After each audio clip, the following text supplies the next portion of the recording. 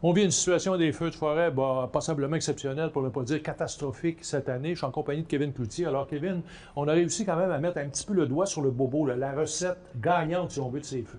Oui, alors il y a 3 volets en fait là, qui ont mis la table pour cet événement-là. Premier volet, c'est les précipitations.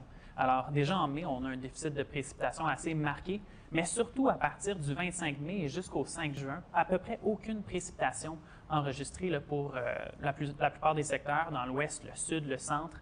Donc ça, c'est le premier volet. Évidemment, donc c'était un mois de mai qui a été relativement sec sur de longues périodes, beaucoup de soleil et surtout vers la fin du mois, là, les températures qui ont monté à des valeurs caniculaires. Donc ça facilite évidemment davantage l'assèchement des sols. Donc ça, c'est un autre argument là, qui jouait en faveur des feux et en notre défaveur. Et là, finalement, on est arrivé à la fin de cette vague de chaleur, puis ça, c'est un classique. Il y a l'élément déclencheur qui s'est manifesté, puis là, il y en a eu à la grandeur du Québec. Oui, voilà. Donc, on a un épisode d'orage le 1er juin.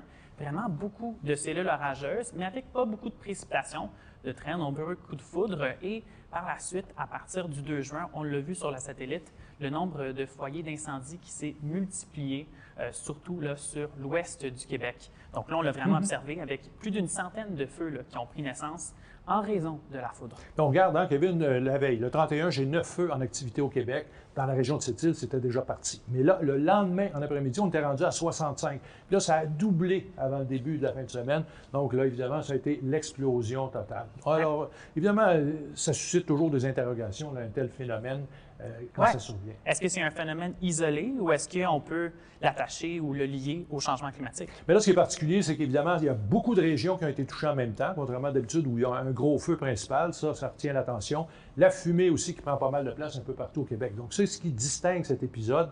Des feux comme ça, il n'y en a pas en récurrence à tous les ans. Par contre, ce que je constate, c'est que des mois de mai secs, ça devient majoritaire, entre autres du côté de Québec depuis les années 90. Ça pourrait être un argument en faveur de feux plus fréquents au Québec.